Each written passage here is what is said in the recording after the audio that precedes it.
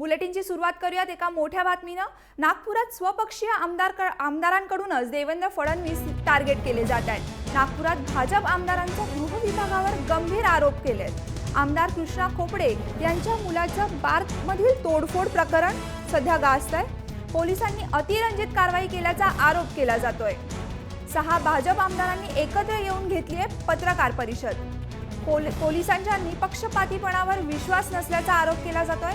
प्रकरणाची सीआयडी चौकशी करण्याची मागणी केली जाते। सीआयडी चौकशी करण्याची भाजप आमदारांची मागणी आहे।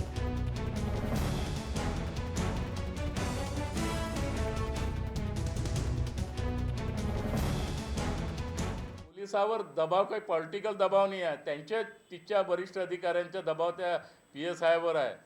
PSI जे इन्क्वायरी ऑफिसर आहेत तिचे जे कोणी अधिकारी असतील वरचे त्यांच्या दबाव काही पॉलिटिकल कोणाच्या कोणावर दबाव नाही आहे। पोलिसाची जी भूमिका याच्यामध्ये जे बी काही बारवाल्याच्या प्रेशरमध्ये होते आणि म्हणून मुख्यमंत्री महोदयांना मी लवकरच भेटणार आहोत आणि याची या दोन्ही प्रकरणाची स्टेट CID मार्फत चौकशी व्हावी अशा प्रकारची मागणी आम्ही करणार आहोत।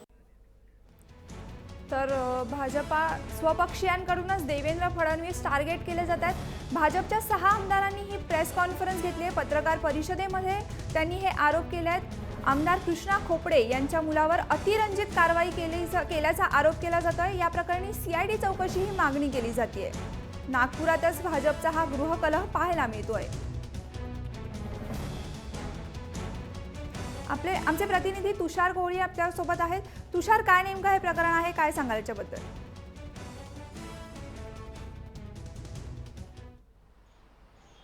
स्नेहल, निश्चितच ज्या प्रकारे काल 6 आमदारांनी मिळून एक प्रेस कॉन्फरन्स घेतली आणि कुठेतरी मुख्यमंत्र्यांना लक्ष करण्याचा प्रयत्न केला की कुठेतरी पोलीस दबावामध्ये काम करत आहे आणि कृष्णा खोपडे यांच्या मुलाला आरोपी करण्यात आलं होतं आणि या प्रकरणातला जो मुख्य आरोपी आहे त्या अजूनही गुन्हा दाखल झालेला नाही। त्यामुळे कुठेतरी जे नागपूरमध्ये गडकरी गट आणि फडणवीस गटामधलं जे वार युद्ध आहे, जे कोल्ड वार आहे, ते आणखी एकदा पाहायला मिळालेलं आहे।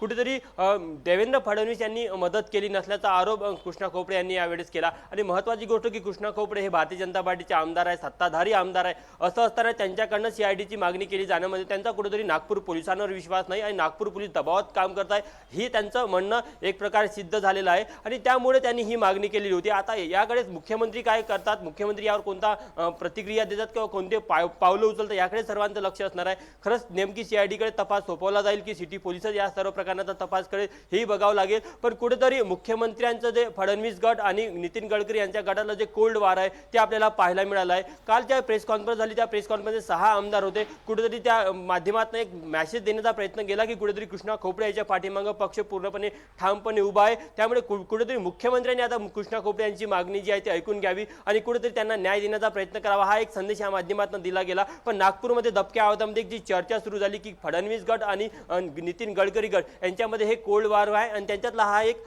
कालची प्रेस कॉन्फरन्स हो किंवा जे आरोप केले गेले ते यातला एक संदेश आहे। स्नेहल, नक्कीच धन्यवाद तुषार, तुम्ही दिलेल्या माहितीबद्दल। तुमच्याकडून वेळोवेळी अपडेट जाणून घेत राहू।